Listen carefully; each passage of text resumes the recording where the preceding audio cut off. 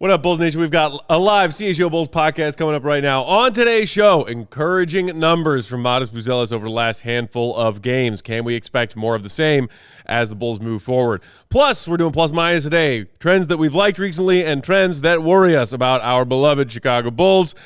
Also, Bulls, Heat, Hawks, very familiar territory. How and when will it be fixed? Play-in tournament. Help. Plus some story time with Uncle Will. He's here. That's all coming up next.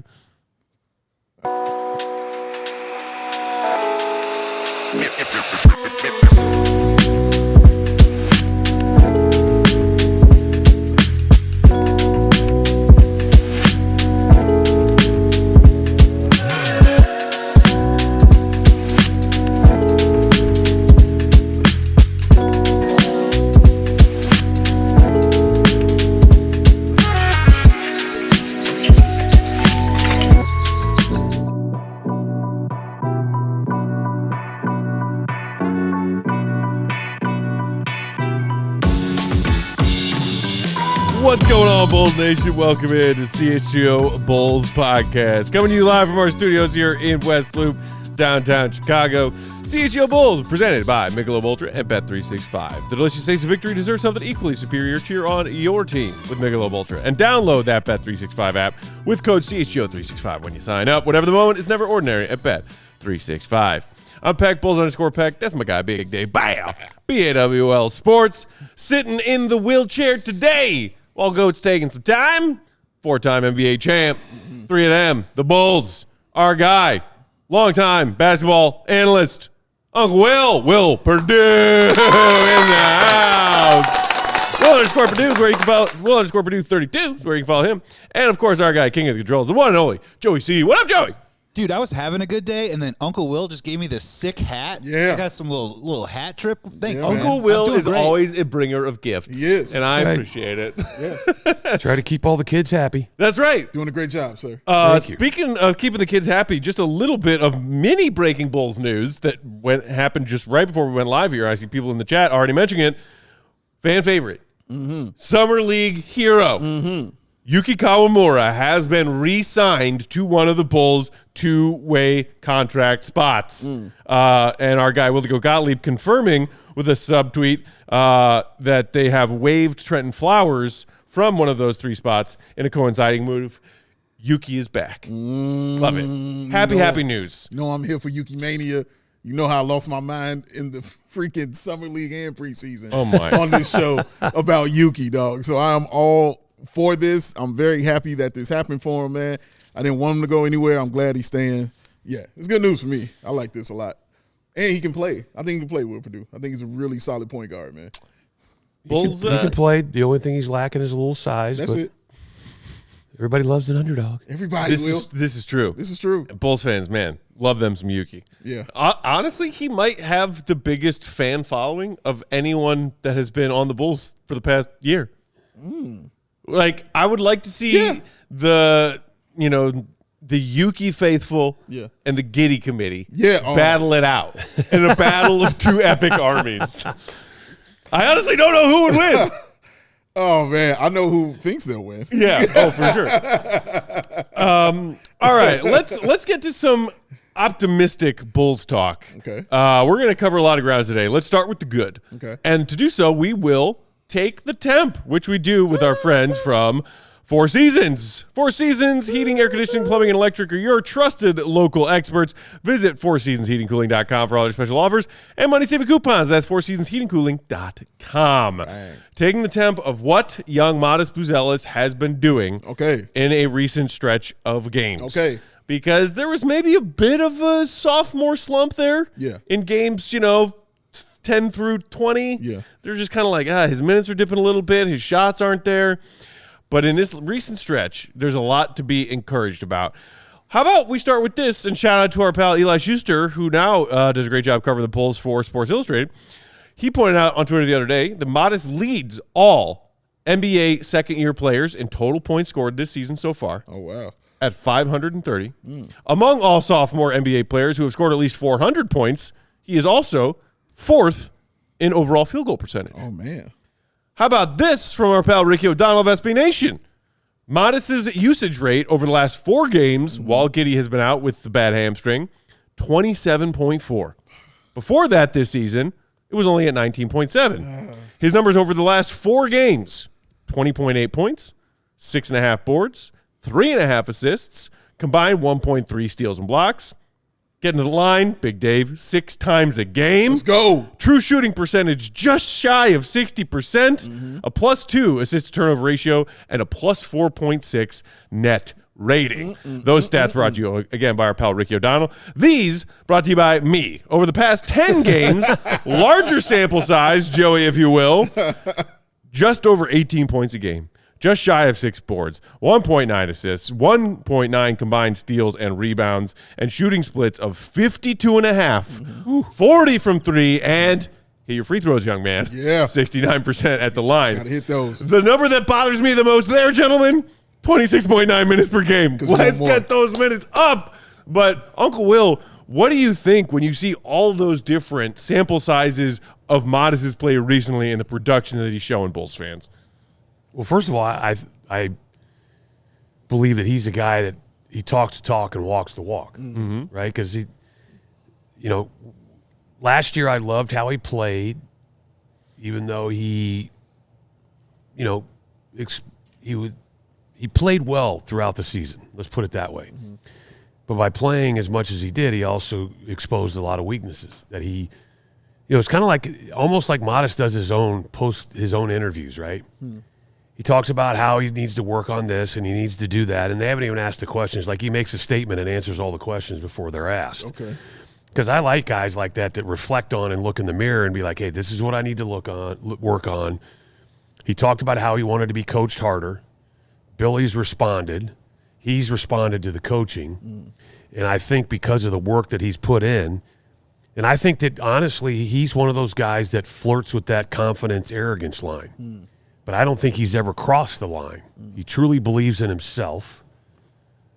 And he, to me, is a prototypical NBA player that takes pride and accountability in what he does. He's constantly analyzing, how is he playing, right? What can I do better?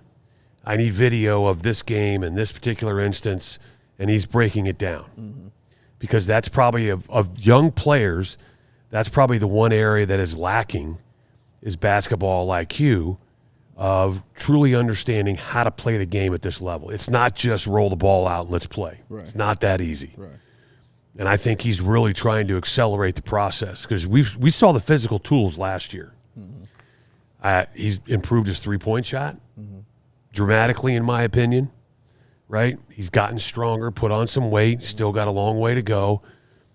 But if the Bulls are going to continue to play this way, and I don't want to say at this pace, but this way, this is perfect for what he can do right now. Because the one thing that he struggles is still in the half-court game, right?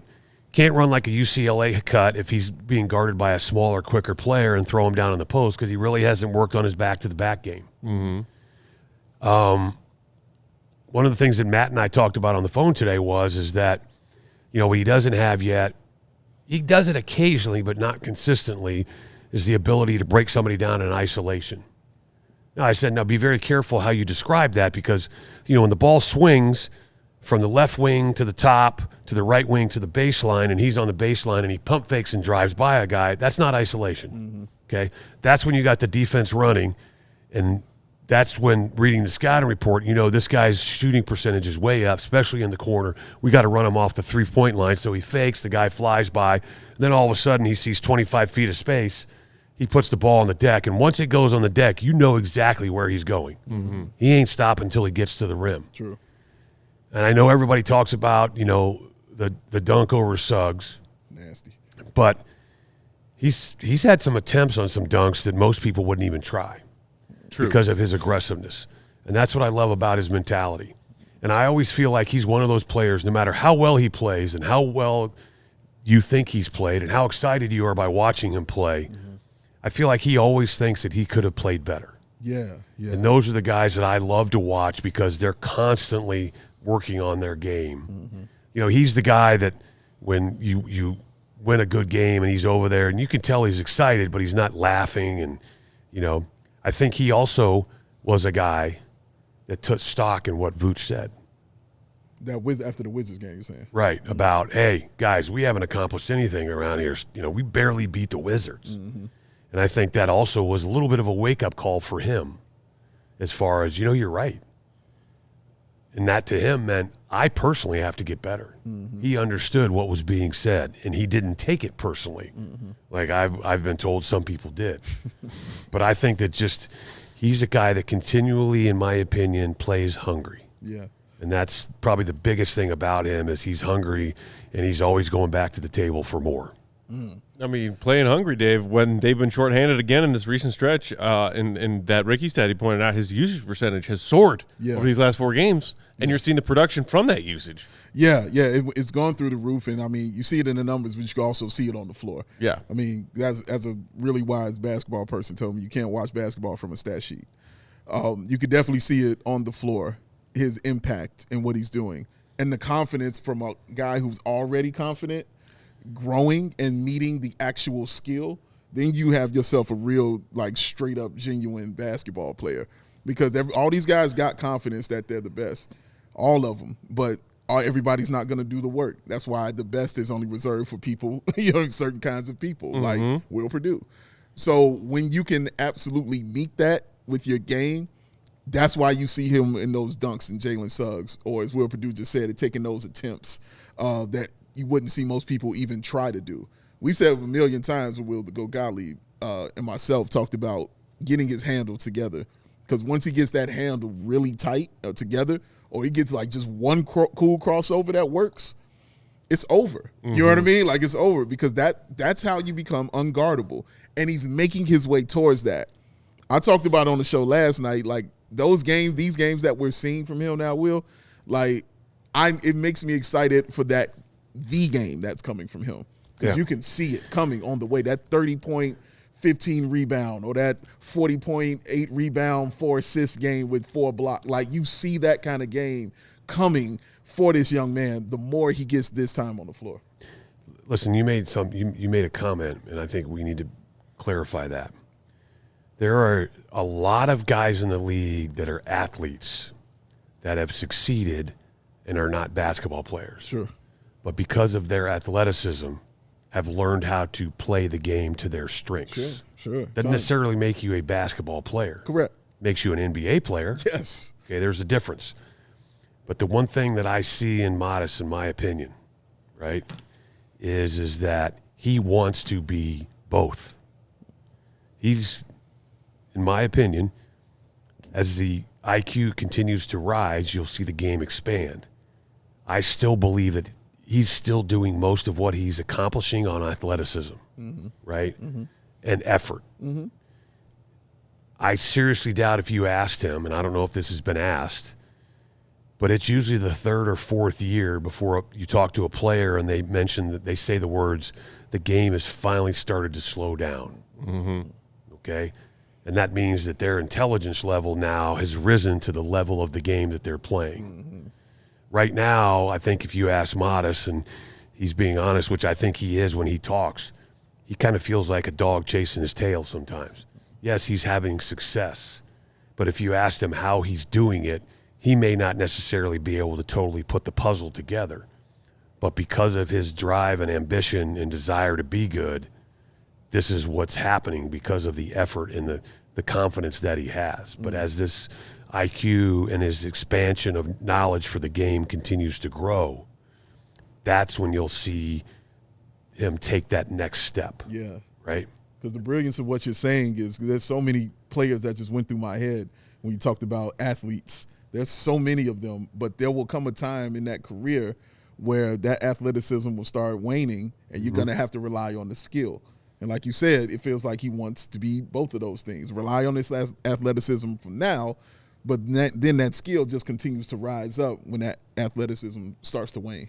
We got to knock out our first ad break, but I do want to pick up where we left off with Matas here. There's a few more thoughts on the kind of shots he's getting, his shot profile. So we will dive into plus minus next, and who knows, Matas' shots might be one of those items on plus minus list. Hit the like button. It's free. It's right there. It looks like a thumb pointed up. We will be right back after these words from our friends and sponsors. CHGO Bulls is brought to you by Bet365. And right now with their early payout offer, you're a winner if your football team goes up by 17 points with an instant payout on straight bets and parlay selections marked as winners. How about 34-point lead for the Bears this Saturday?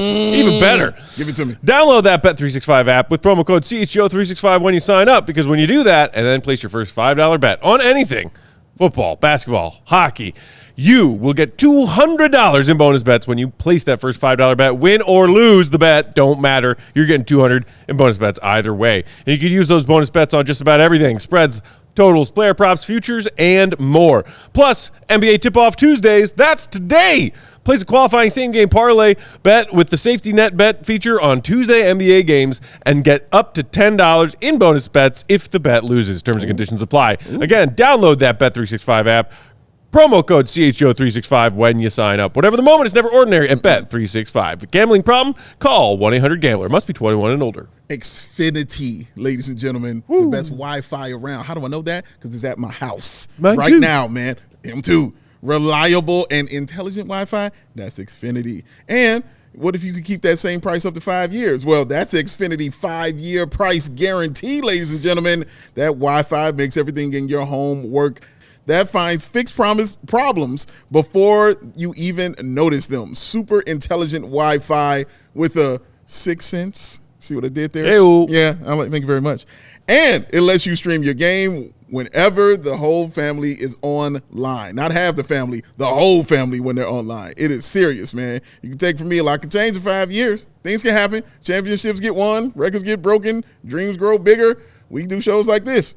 This all happens. But your Wi-Fi, it should stay reliable, and the price should stay put. Lock in your price and unlock the possibilities with Xfinity. Learn more at Xfinity.com. Xfinity, imagine that. Select plans only. Restrictions apply. CHGO Bulls rolling along on Tuesday afternoon. Little pod action. Peck, Big Dave, Uncle Will, the 4-time champion in the house, Joey on the controls. Before we dive back into Matas and do some plus minus, quick reminder, everybody, that in honor of our beloved Bears heading to the playoffs this Saturday on the lakefront against the bitter rival, right now, diehard offer, sale, $36 to sign up for your first year. That incredible intro offer. Of course, you get that first free shirt of your choice. Could be the new Iceman design we got for the one and only QB. He's number 18. He's the Iceman.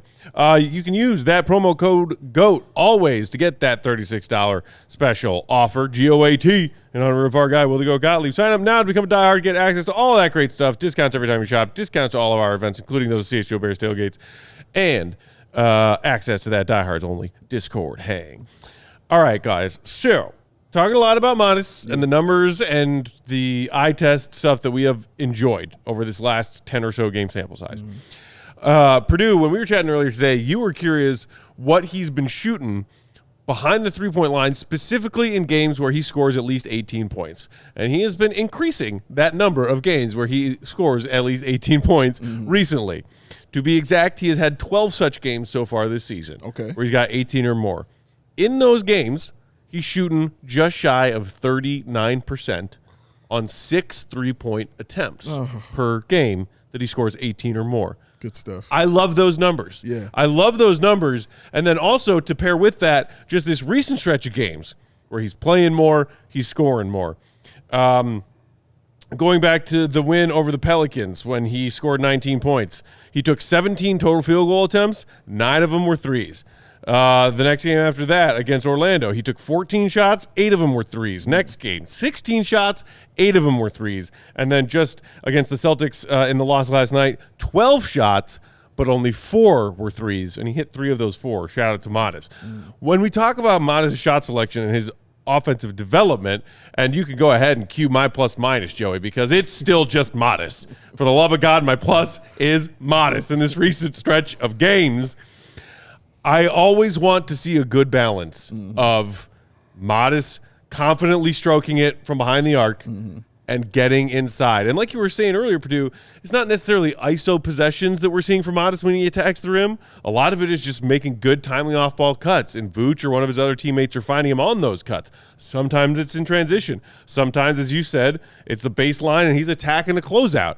That's all fine and good, but I still just thirst for, hunger for some of those rare isolation possessions where we see what he can do well already with his young NBA body and his game, and where we know the improvement still needs to be.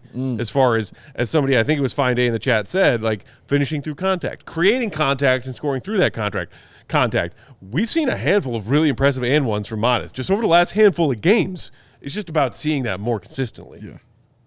He's getting better. There's no ifs, ands, or buts about it. But again, we're not saying he's the next coming.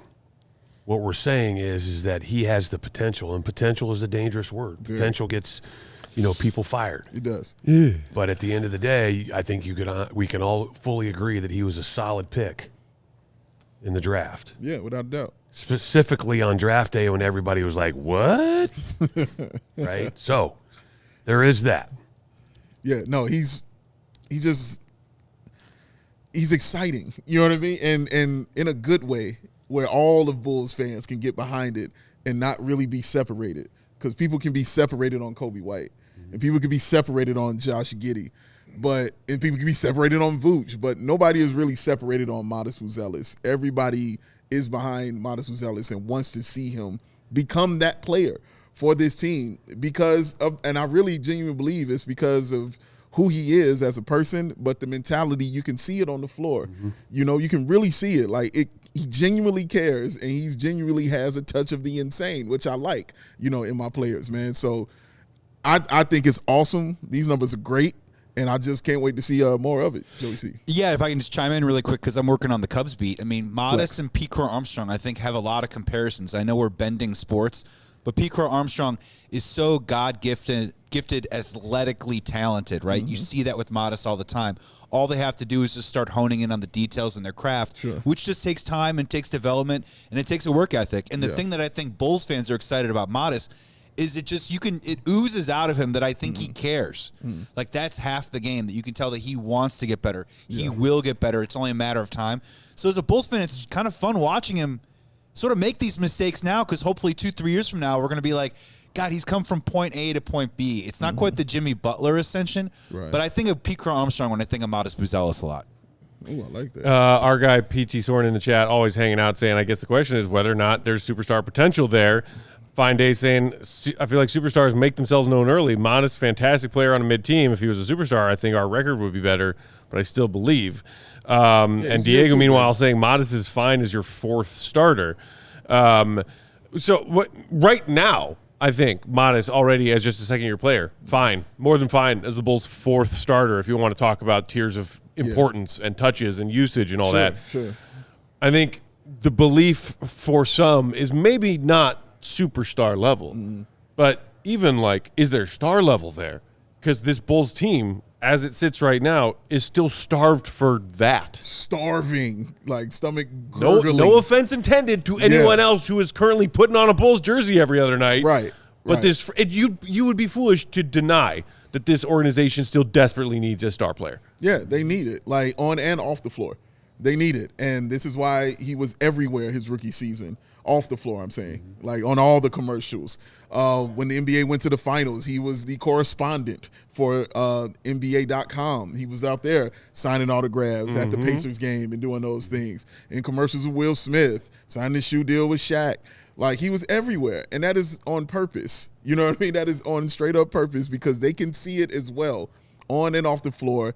You can see drippings of a star on that young man, dog. And you just want it to continue to grow, Will Perdue. You just want it to get to that level where every single night, 26 and 4.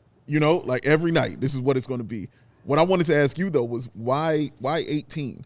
Why 18 points? Well, because he's been a little inconsistent in the scoring numbers. Okay. And I've been very fortunate to go to most of the home games, and I've kind of just, from an eye test perspective, always felt like the reason why I picked 18 is because the bigger scoring nights that he's had is when he's shot well from behind the line. Okay. Meaning he's made 4, 5, 6 threes. So when Matt and I were talking today, it was like, okay, so if he has a 30-point game, but yet, he gets 24 of his points from behind the three, to me, that's a problem, right? Because there's only one Steph Curry. He's not shooting 43, 44%. He's still shooting basically 39%. That is a solid number. Yeah. I'll take it all day, every day. Yes, sir. But then that's where we still talk about, okay, he's definitely improved his shot, but he still needs to improve other parts of his game. He needs to, as they talk about, be a little more physical, get more shots from the free throw line, which he's done in the last 3.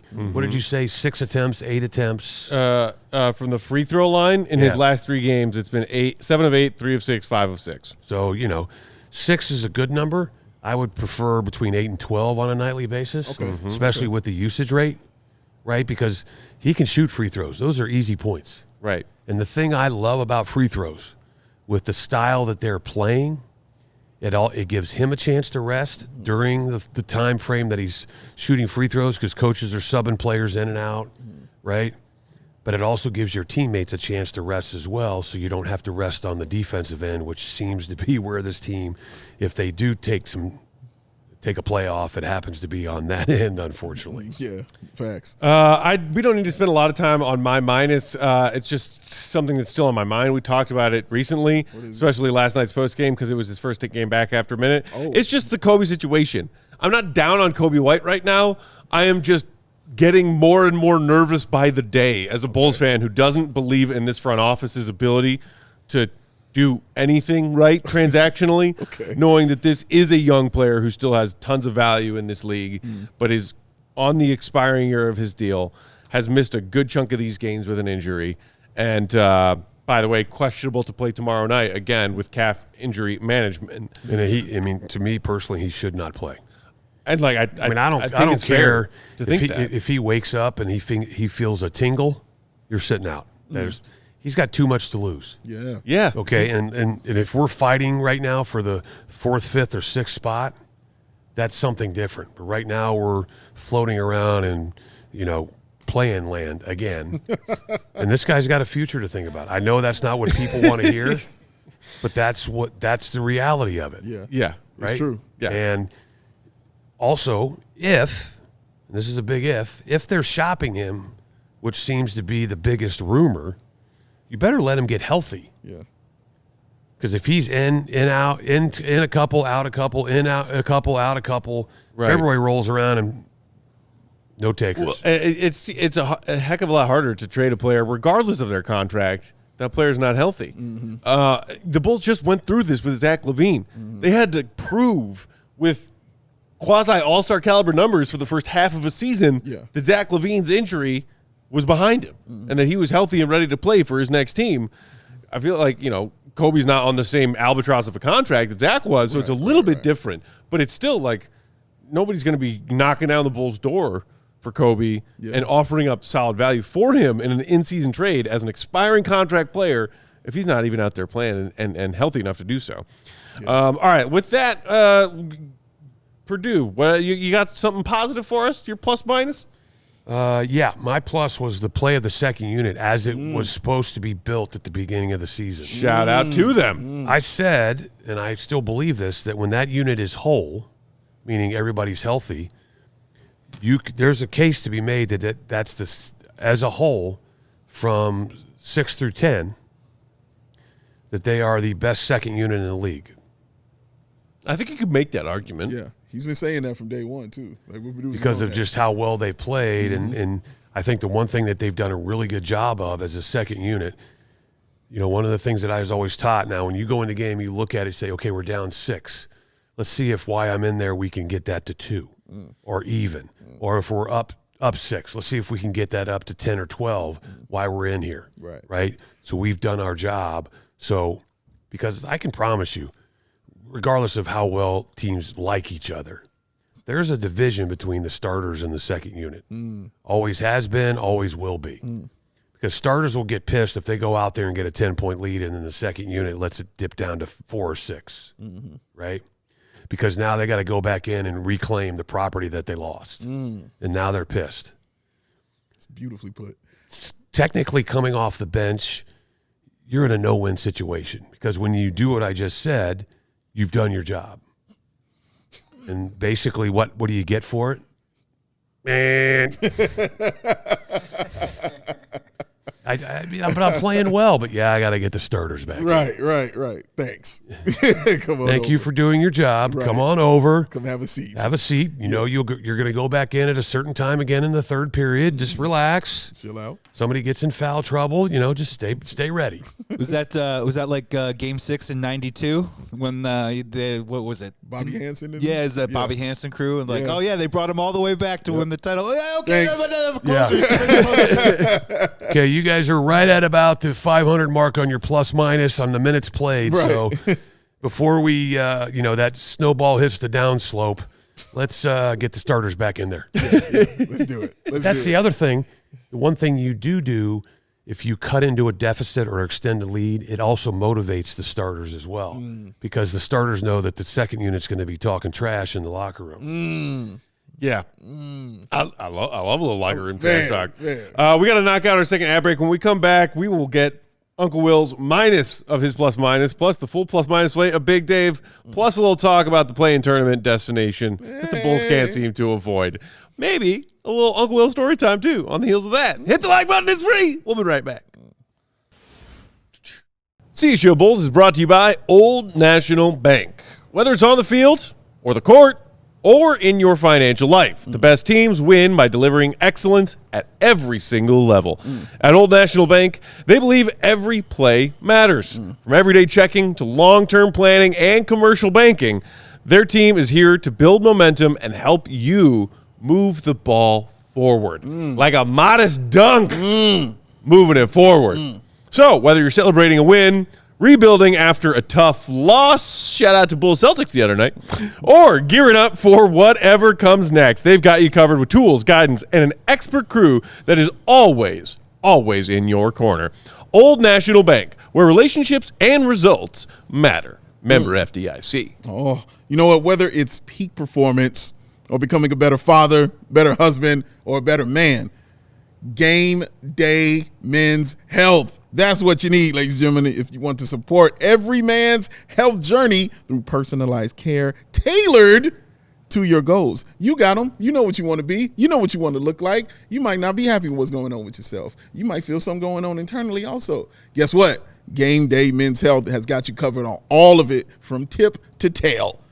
Very easy, quick process. You'll be out of there in an hour, I promise you. Personal care, family, locally owned clinics, extremely high success rate. You can feel better with more energy. They got testosterone. They got vitamin supplements. They got weight loss. They got hair loss treatments. They got it all. Start your best life with Game Day Men's Health. Scan that QR code that you're looking at right now on the screen, or go to GameDayCHGO.com to find locations nearest you, because no matter what day of the week it is, when it comes to your health, it's always game day.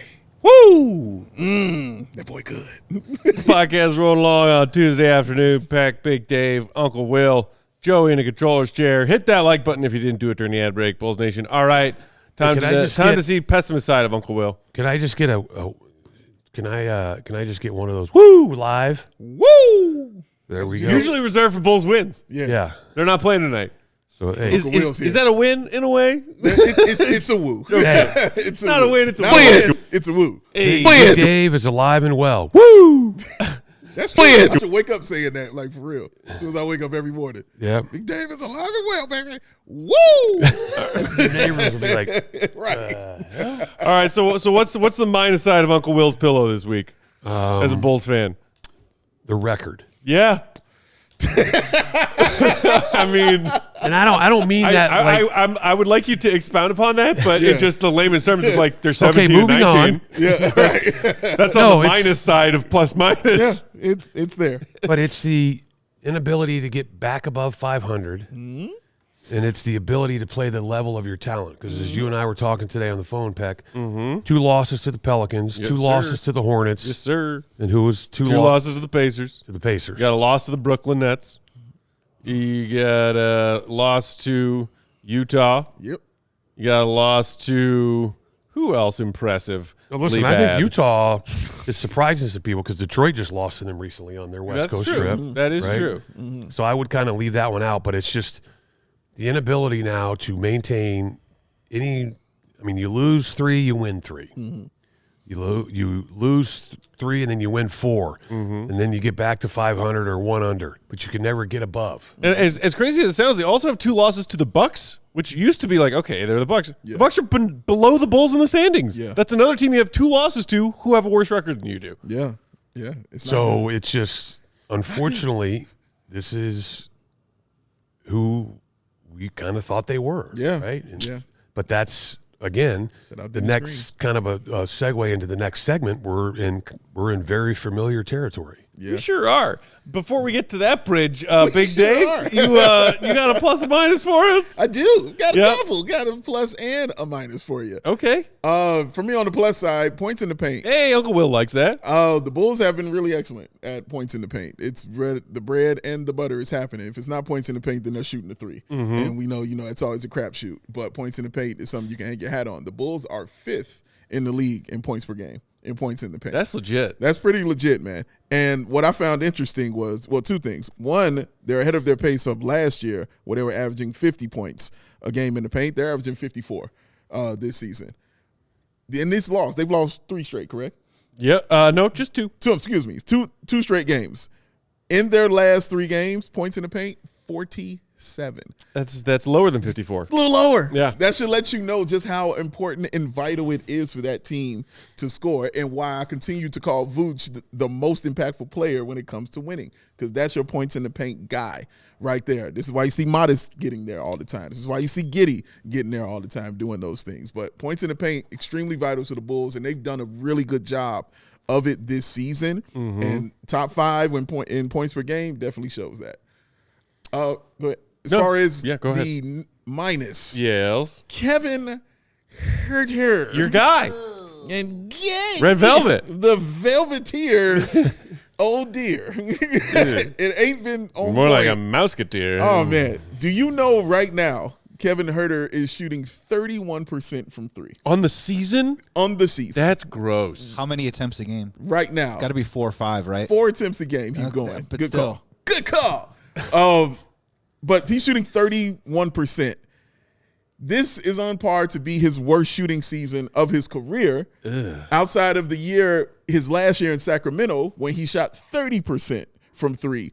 But that Before was getting for traded. half a season Yeah. until he got traded to the Bulls, and he shot 37%, which brought that total up to 33. So he is right now on par to have his worst shooting season ever for the Chicago Bulls. In his last 5 games, he is shooting 32% from the 3-point line, including, I believe, he had like a 1-9 game in there. He had an 0-5 game in there. It hasn't been great for Kevin Huerter, and it's important for him to hit these threes. He's the guy that they're dependent on. Like I told you, man, like there are people who can shoot, and then there are people who are threats. Like this dude is supposed to be your threat. Like teams are supposed to be concerned about him all the time. They're not worried. Josh Giddey is turning himself into a threat. Right now, he's the guy who can shoot it.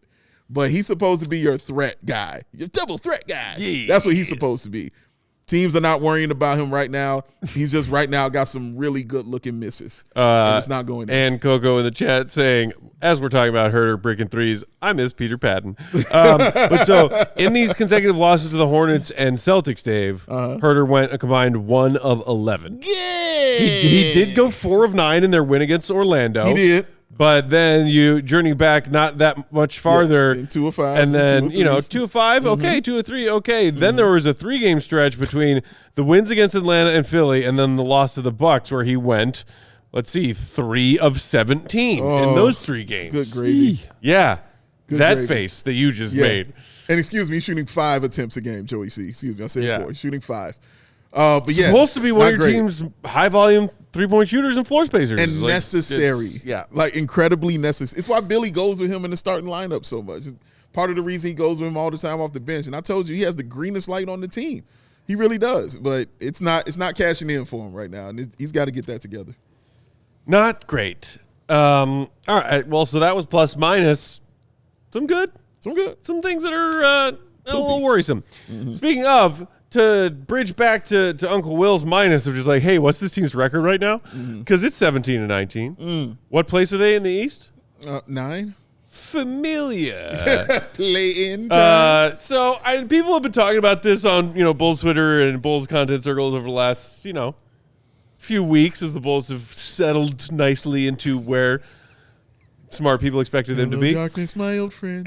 But it is just really, truly glaring and striking, as you and I were chatting earlier today, Uncle Will, about truly you can turn over the roster, you can change your style of play, and yet somehow the monster that is the Bulls is still hanging out with the same friends. Mm-hmm. Maybe it's the bad friend group. Maybe that's the problem. Maybe we're the parents who need to blame the Hawks and the Heat as bad influences. Yeah. Because let's journey back, shall we? Well, first of all, Joey, let's work backwards. Starting with this season, right now, as of today, here are your standings, 25-26 Eastern Conference. Bulls, 17-19. Hey-oh. Hawks, right under there in 10th. Shut up. And then Cavs making a little cameo in the play-in tournament bracket. What? And then you got Miami right there at 7, 20-16. Okay, that's respectable. Okay. Let's go back to last season. The Bulls finished in that 10th spot, or actually they finished 9th. You can see Miami here because this is after the play-in happened to clinch the playoff spot, but they were beneath the Bulls in 10th with 37 wins. But still, those same three teams, Miami, Atlanta, Chicago, Orlando making a cameo there. The previous season, oh, hey, look, Miami, Atlanta, Chicago. Sixers making a cameo. What about the season before that, Joey?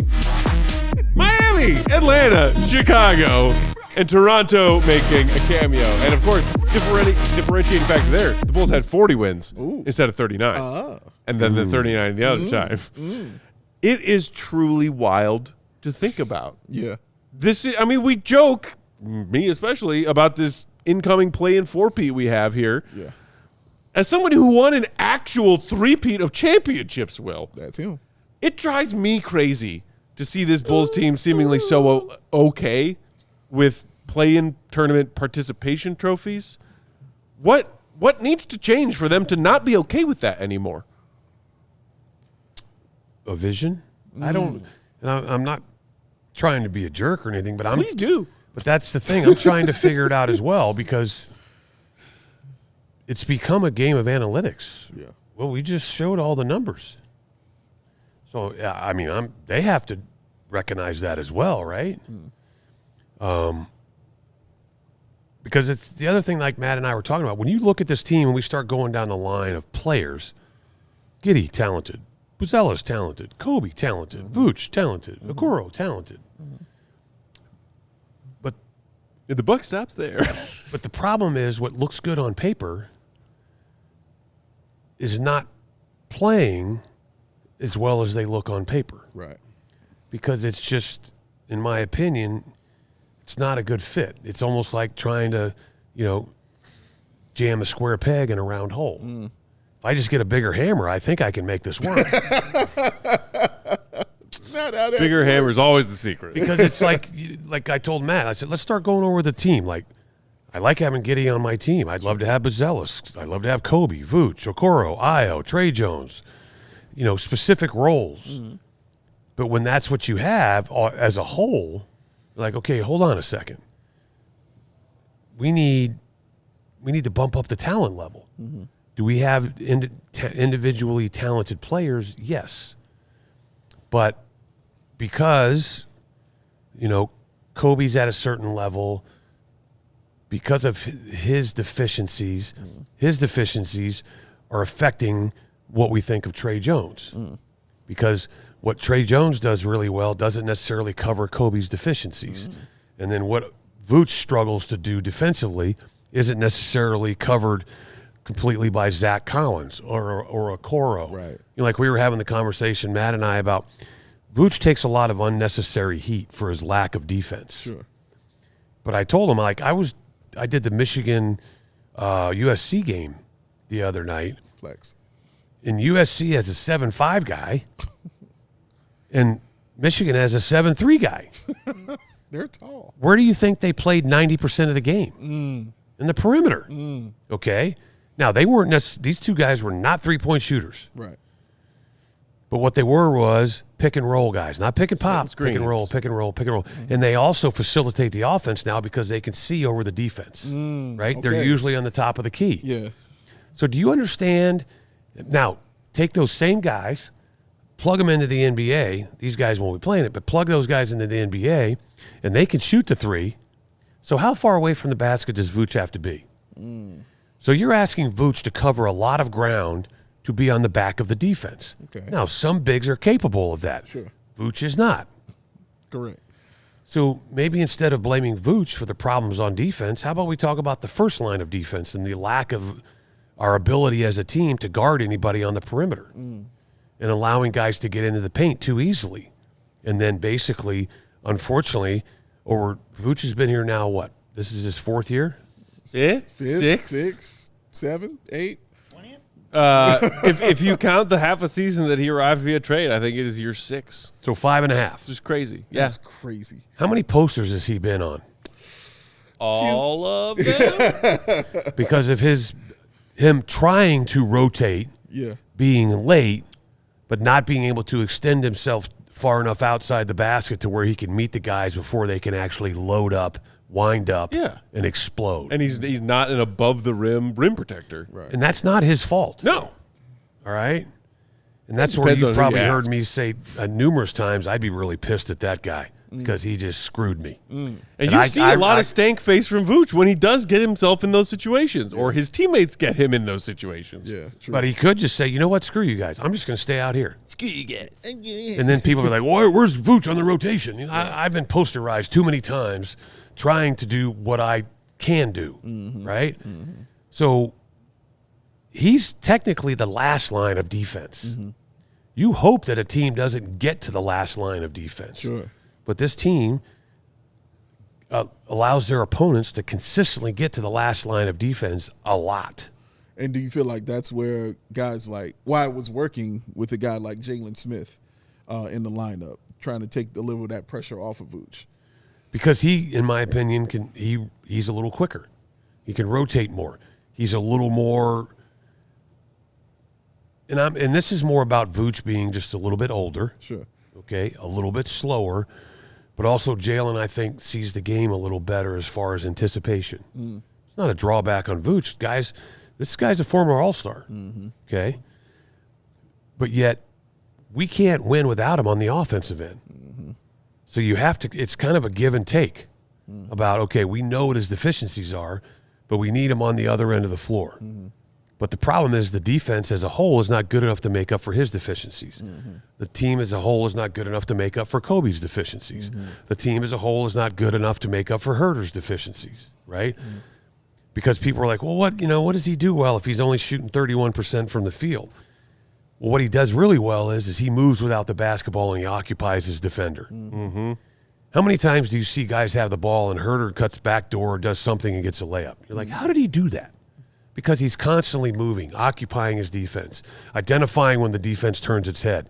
He's just not anchoring his ass to the three-point line and like, I'm going to prove to you I can shoot the three, even though I'm only shooting 30%. I'm going to keep hoisting. No, he's like, okay, I'm struggling. I'll do a little backdoor cut. I'll get in there and I'll help rebound. I'll keep an offensive ball alive. Correct. Right?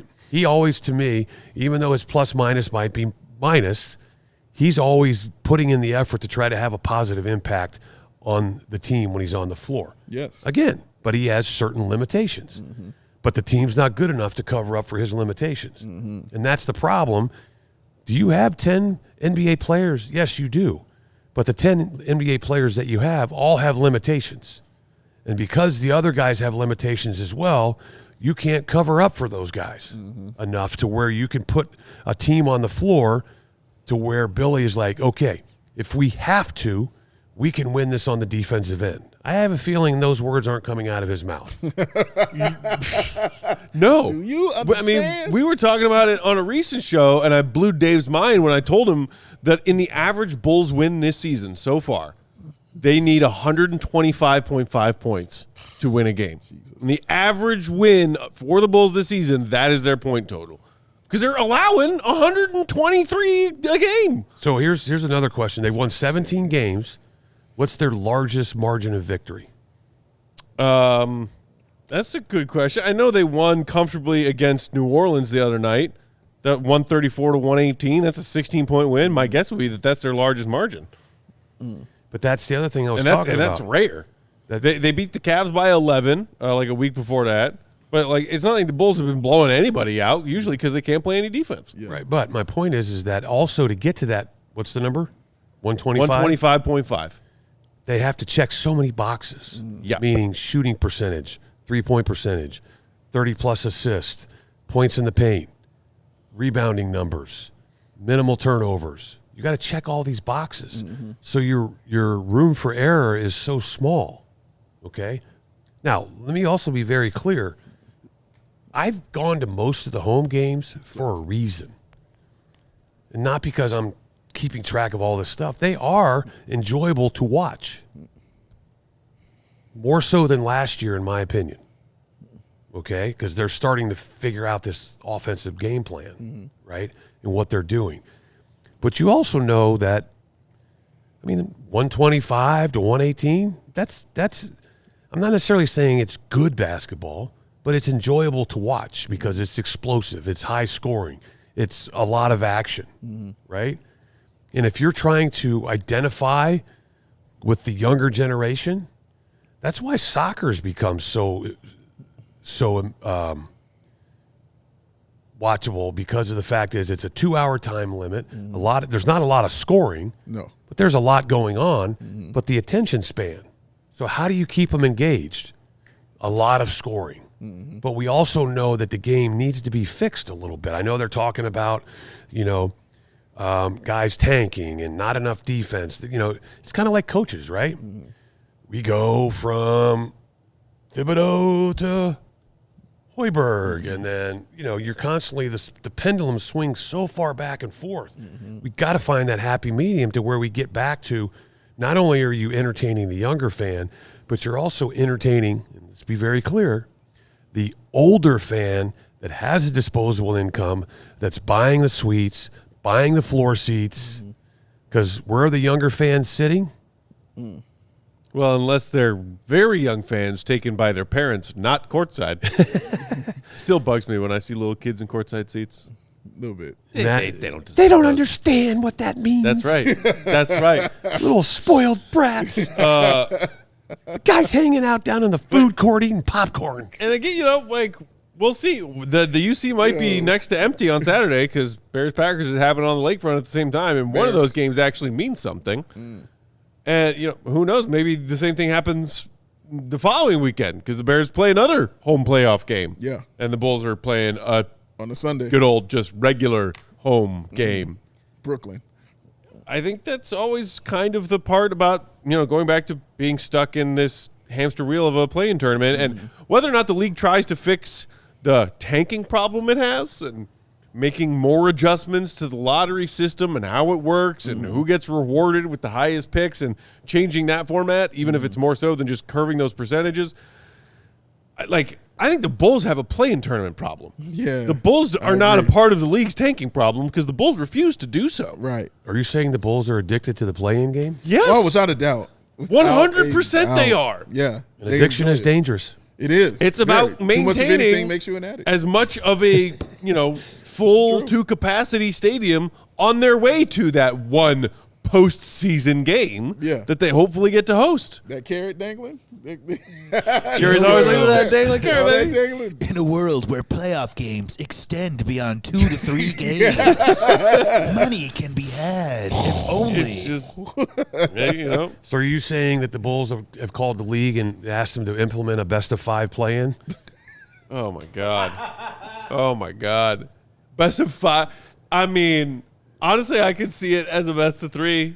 Y'all played best of 3 playoff series way back in the day. Well, had they expanded the first round to best of 5 by the Not time quite that old. By the time you were a rookie, they were playing best of 5 in the first round. Okay. But that's okay. There's no 3-point line. I mean, MJ63 in Boston Garden, that was a best of 3 first Is this round where series. you're grateful that the NBA Cup isn't a bigger thing because the Bulls have been going for it? Hey, shout out to one of the only smart things I've ever heard James Dolan say, which is, I'm not hanging that stupid banner. Yeah. We're going to try and hang a championship banner. Well, let's end this segment with this before we move on to the next one, okay? Because what do we got to do? We got to take a break here? No. We're done with breaks, so we got to put a bow on We'll this. have some overtime rules in about 5 minutes. That's it. Okay, now, here's the thing. I always talk about this when it regards to the Bulls, right? Who doesn't remember Michael Jordan dropping 63 on the Celtics in the playoffs, right? That baseline going between his legs.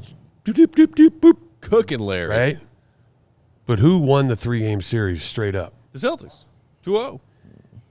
And as good as Michael was, and as enjoyable as he was to watch, the Bulls were still not winning. No. They were winning, but where were they going? Right. They weren't beating Detroit. They weren't beating the Celtics. Or the Bucks. Yeah. Or so that's just what it was. But the team slowly got better. Jerry Krause, who a lot of people hate, had a vision, and he could identify talent. They had a plan. They stuck to the plan, and the plan was successful. Now, Michael had a lot to do with the plan. Yeah. Sure. But part of the plan was getting Michael to believe that the team around him and the system that they were trying to play would be successful if he would buy in. Right. And eventually, when he bought in, what happened? 6 championships. Yeah. Which could have been probably 8 if he had not retired. And or that's stepped that's away the from the thing. game. Talk to me, Like Will Perdue. The Bulls of old with young MJ were winning playoff series. They had a superstar and not much else. Then their superstar got some really solid help. Yeah. Borderline star players. But okay, i.e. but Scotty, also that's and the then other solid thing role that you and I players. were talking about today. Where did they find those players? Pretty high in the draft. In the draft. Yeah, how about that? Yeah. It's a thing. And now it's like just thinking back, fast forwarding to the present day and then last night's loss to the Celtics.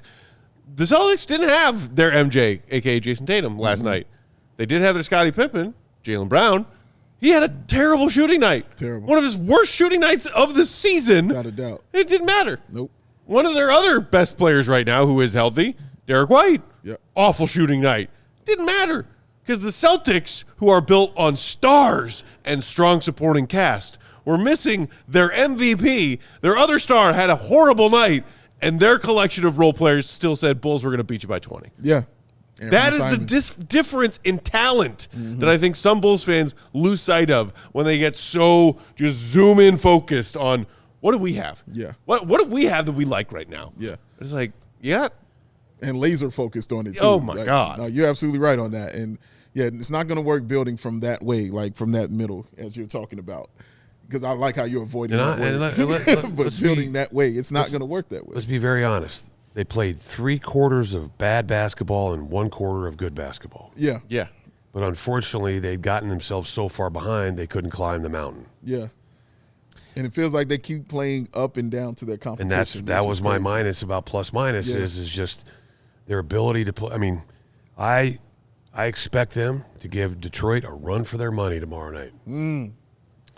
He's got a good point.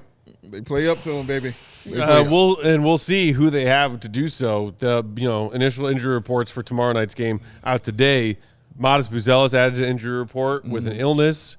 Seemed like something, I don't know, like the Bears locker room just got swept up with some crud's going around Chicago right now. Some went through it. Yeah. But so hopefully Matas gets the green light and can play through whatever illness is ailing him. Yeah. And then, as I mentioned earlier, Coby White back on the injury report and questionable to play. Not even a back-to-back, but just like played last night after a 3-game absence. If either one of those guys does not play, then I retract my statement. Yeah. Well, because, of course, like on a 2-week reevaluation timeline, Josh Giddey already ruled out.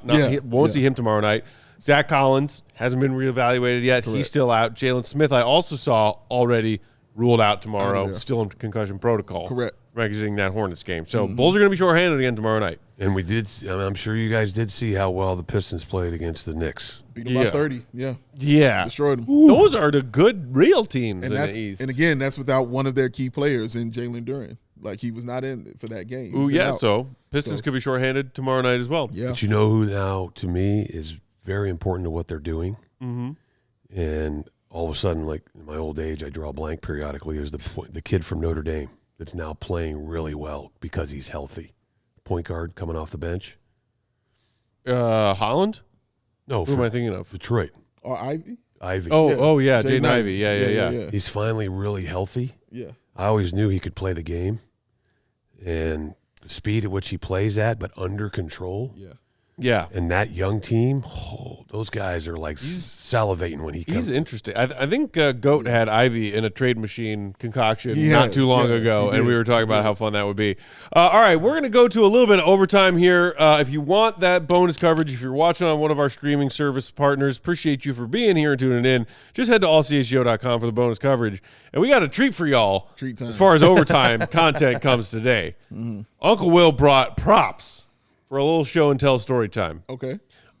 Big Dave, I am holding in my hand, and I could tell from the discoloration age of this piece of printer paper. Yeah. This is a real deal. Yeah.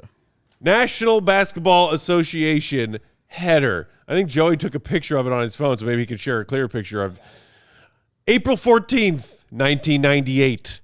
Will Perdue of the San Antonio Spurs. Alamodo, 100 Montana Street, San Antonio, Texas. Lakers Spurs, April 13th, 1998. Dear Will, it has been brought to my attention that, with 4 minutes and 46 seconds remaining in the fourth period of the above referenced game, you initiated an altercation with Derek Fisher by throwing him to the floor. For your actions, which violate Article 35, parentheses D, of the NBA Constitution, you are hereby fined $5,000. Please remit the sum of $5,000 payable to the National Basketball Association before Monday, April 27th, 1998. Sincerely, Rod Thorne. That's very CC, nice. I'm guessing those are Greg's assistants? No, that is Greg Popovich, because at the time he was a coach and GM. Other front office members? Rick Pitch, right? He was one of the, I think he was their representative or whatever with the league as far as who he is in the front office. So all of your bosses, basically. Yes. Okay. So, Will, This is beautiful. from what I know about you, you're not a guy who likes paying fines. No. Or Did you spending pay this this kind one of in money. pennies? Huh? Did you pay it in pennies? No, they take that right out of your check. Right. So my question is, how many of these do you have? Because I don't think you would have a lot of these. I don't have a lot. Okay. Now, I do have a lot. I wouldn't say a lot, but I have a few that say left the bench area, automatic fine, stuff like that. It's because you also got to remember, that was back in the day when this type of activity, I don't want to say was common, but it was just, okay, separate them, a foul here or there. There was no review. But fighting was a lot more common back in your day. Yeah, but it still was not, haymakers being thrown. NBA fight was more of a pushing, shoving wrestling match. Sure. The only time Or choking in the case of you and Bill Lampier. Or well, he played for Seattle and the Knicks. Xavier McDaniel? Yeah, who was he choking at? On the side. Oh, yeah. When they were waiting to go in the game. Yes, I remember that. X-Man was a violent person. I looked it up for you, Will. $5,000 in 1998. Do you know what that's worth today? What, with just normal inflation? Just normal inflation figures? costs going $9,942. Okay. All right. That's what that is That's today. a $10,000 fine. It's a $10,000 fine. Which, honestly, I feel like even the lightest altercations NBA players these days are getting hit with like $20,000, $25,000 fines. Yeah, they're getting up there, bro. Wow. This is impressive. And this is Shaq, Coby Lakers then. Yes. Okay. 98. Yeah. Mm-hmm. Okay. What was going on with you that day, Will? What was happening? So we're gonna do a demonstration. Oh, God. Big Dave is Say what now? chicken. Yeah. So we're gonna use Joey. There we go. Okay, so Joey's going to be your Derek Fisher. yeah, we're gonna turn the camera Oh, around. my God, I love it. Increase the check. I promise you, I will be on that joint. So here's the key, Uncle Will. Please. This is the only microphone that we're going to be able to have that people will be able to hear. You know what I'm saying? So when you come around, No, it's all right. It's all right. Will's going to demonstrate just exactly what he did to Derek. The Derek Fisher takedown. Yes, the Derek Fisher takedown. Again, the Mel Turpin story that MJ has about dunking on him back in the day when somebody said pick on somebody your own size. Yeah. Why do I feel like we're about to get a hey, Will, why don't you pick on somebody your own?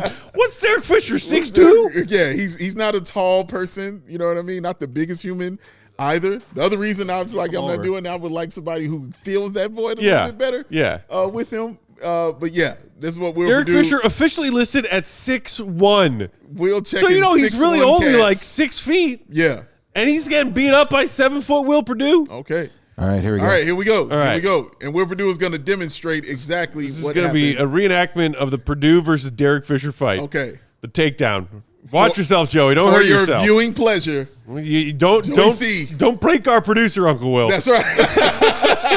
We still need him. We still need him. Look at him man. on his toes. We're going to need him. Look at that Scotty defensive stance Joey's got over there. Look at that, the hang time, the flying motion. Shout out Sean Anderson, who's going to assist on this as well. I don't know what I was walking But into. you walk I was right just in at the coming over right saying time. hi. Great BG job. Sword in the chat asking if we know where the nearest hospital is in the West Loop.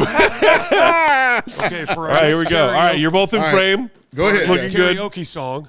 Okay. All right. So, well, I thought we'd just do something different to have a little fun, right? Sure. So we were running a play where it might have Derek Fisher was probably guarding Avery Johnson or Corey Alexander or somebody like that, right? So we're running a misdirection. I set the screen, Avery turns the corner and tries to, either got Sean Elliott on the wing or somebody else in the corner, right? So I set the screen like this, and I'll do it to the camera. You set the screen like this, and you cover yourself up. Right. Right?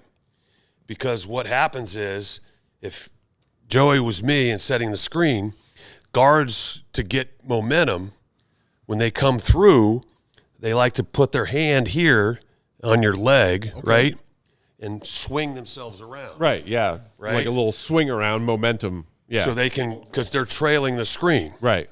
And we had a situation where Fisher came around. First of all, I wasn't prepared for him. I'm setting the screen. If you know it's going to happen and you can brace yourself, Yeah. it's still, you're screwing with a guy's career, especially when you grab around his knee. Yeah. Right? So he, not only does he grab this way, as he goes through, he takes the fist and goes up Oh. right into the onions. He gave you one of those? Yes. Gave you a how's your father? No, I'm not going to hit you that So way. I'm over here, Joey. See? But what happened is that I set the screen, right? He comes across, grabs to wing, but I also got a pretty good piece of him. Yeah. And I've gotten him hip pretty check? good like 3 or 4 times because guess who doesn't come out of the paint to help on the screens? Shaq. Yeah. Okay. So we do that intentionally because Shaq's he's not yelling, screen right, screen left. Right. He's anchoring himself. So I come out and I'm picking these guys off. And I got Fisher a couple times really good. So that's how guards get back at you. Not only did he grab my leg, which to me, could be season ending, ACL, something. But then he just, as he tried to let go, then took the fist Between the legs clotheslined you. up into the groin. Huh. So then you hold that. WWE. You hold this mic while I tackle your I'm not ass. going to do it either. I think he said, grabbed him and picked him up and just slammed him to the ground. Like a full-on body slam? Oh, a flip over? So after he punched you like that, your I'm immediate fine. reaction was grab him, Everything's flip fine. him, slam him. Wow. That's awesome. Don't mess with Will Perdue, Did he man. pop right back up, or did he break his spine when you did that? Very good question. He hit the floor pretty hard, but he popped right back up. But now guys get in the middle and everybody puffs their chest out. Sure. And I'm just saying, listen, dude, you don't do that. That's that's a double whammy. One thing, you grab my leg, I'm not cool with that. And then you hit me in the nads, I'm not having that either. And whether it's a wayward hand, arm, fist, whatever, or more frequently in today's NBA, you'll see guys with the swing of a leg or a kick in that general area.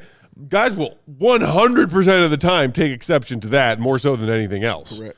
But just because you get picked off on screens because your guy doesn't come out of the paint and let you know a screen's coming, it's not my fault, man. that's you talk to your guy. Don't take it out on me. I mean, I got that. and Coco in the chat meanwhile saying, next Will's going to get a fine from CHGO, a fine letter from CHGO. That's the thing where, I think if it's a nut shot, I mean, no, that's... I can understand. Okay, wait, so did Fisher also get fined for his participation in this? Yeah, because he was part of the, as it says, say, the altercation. If you got fined for body slamming him, but you body slammed him because he just Yeah. Did that to your nether regions? Well, my other question too, really quick, how was you feeling, Joey C? You all right? Oh, that was a dream come true. Okay. I almost took a screen from Will Perdue. That's right. And lived to tell the tale. That's rad as hell. No, my question for you is, so when that scrum happens, like you said, you know what I mean? Like the initial action happens, and then everyone tries to hold everybody back. Like who was first? Who was first to hold Will Perdue back? Do you remember? Does he remember? Yeah. No, because there's a rule. The rule is you don't hold your own guy back. You grab the other guy. Correct. Yeah. Oh. So somebody from the Lakers grabbed me. But then, it's one of those things that lasted all of 15 seconds, right? Because then the officials run in. Everybody's just kind of, I wasn't really laughing. I was pissed. Yeah. And it's just, and an NBA, and I always say an NBA fight doesn't start until, like if Peck and I were getting into it, nothing would really happen until Dave steps in between, and then you reach around the guy stepping in between and smack somebody, and then he can't get back. Once you have that barricade, then you throw a punch. Yeah. That's an old classic right there. I mean, yes. Yeah, man. One last question before we get out of here. NBA fans, I think, have a general sense of like players that have that label of dirty player, but I'm guessing NBA players within their own inner circle have a different list of who those dirty players are. Would you have considered Derek Fisher a dirty player back in the day? Because that's a dirty player thing to do. He had dirty player tendencies. I wouldn't necessarily say he was. Yes. Okay. He wasn't like dirty player. Oh, Derek Fisher. Oh, yeah. Right. I mean, there's different levels of dirty. Sure. Right? Like Chris Paul. Yeah, exactly. Yeah. But Grayson Allen. for example, like Isaiah John Thomas. Stockton. Isaiah Right. Thomas. Isaiah Thomas. And Isaiah was dirty because he had this move which would really aggravate Pax, where he would sweep your leg when you went to cross him over. He wouldn't hit the ball. He'd sweep your leg, and then you'd stumble, and then you'd look at the official, and he does one of those, right? And he's going the other way for a layup. Wow. But, you would which now is an automatic. They don't even hesitate to blow the whistle now. Right, yeah. When you actually make any type of contact with an opponent's foot. But when he takes the foot and sticks it out, right? And Pax would just go off on the officials, and also back then technicals were only $100. Oh. Well. Instead, I think now they're $2,500, maybe even more. But Shout out Draymond Green. you could say that Isaiah was technically a dirty player per se. Okay. Stockton. Right? Yeah, that's what I said. And he wasn't necessarily a dirty player, but the way he would set his screen, they'd always do that. He passes over to Hornacek, comes through across the lane, but then he would get right up in you, right up underneath your legs, and you'd get tangled up with him. Yeah. And it was just really aggravating, and then you'd get pissed and throw an elbow, and then he'd get mad, and there's another altercation, and then the official, you hit the young guys. Like, I mean, the dude's inside my jock setting the screen. Just like little annoying Mighty Mouse, just running circles around figure eights around your ankles. But then, because of scouting, that play's coming because you hear the number. So as a big, you just get a running start and you flatten his ass and you're like, foul, 32. I'm like, what? He was moving, I was moving. Why is it foul on me? Yeah. Sounds fair. My intention was to make sure I hit him. Right. Because if I'm going to, I want to get my money's worth. Right. What are you going to say? But the thing about Stockton was he did not back down. Yeah. Like a lot of guys, if you did that, trying to send a message, they'd be like, it's not worth it. I'm not going back in there. But Stockton, he didn't care. He's like, it's worth it. They'd run the same play again, and here he comes. Hey, right? Just tuck a little vaccine in your waistband, and then just scare him away with that. Oh, God. Scare him away with that. Oh, man. Oh, what? Oh, man. This has been Story Time with Uncle Will. Man, I just, even though you said they just take it out of your paycheck, I prefer to envision you handing $5,000 worth of pennies to Rod Thorne. Sounds fair. Bulls legend, Rod Thorne. If I would have been given the opportunity, I would. Took it right off the chair. Always a pleasure when Uncle Will's here with us. Bulls Nation, Will_Perdue32 is where you can find him for his basketball analysis. You'll also catch him this coming weekend doing a little Windy City Bulls action with our pal Mark Janowski. What up, Mark? Tune into that one as well. Janowski, baby. Big day bow, BWL Sports. Shout out also to our guy, Will Gottlieb, Will_Gottlieb, who'll be back with us tomorrow for Bulls Pistons action. Pre-game 5:30 for a 6 p.m. Central Time tip. Love a 6 p.m. tip. I'm Bulls_Peck. We are CHGO_Bulls. Shout out to our King of the Controls and screen setter, and Derek Fisher fight reenactor. Joey C. See us for concussion. Taking that straight to the YMCA, boys. Let's go, baby. There you go. Bull Hey, Nation, hit that like button on your way out. I think that's like Chicago Fire, Chicago Med. They're all calling to see if he wants to be an extra. That's right, baby. He's got tape now. I got tape with Will Perdue. He does all his own stunts. That's right. You call this man. Much love, Bulls Nation. Talk to you tomorrow. See you, Red. Be good. Love y'all, man. Peace. Oh, Carney saying. We all silly like the mayor.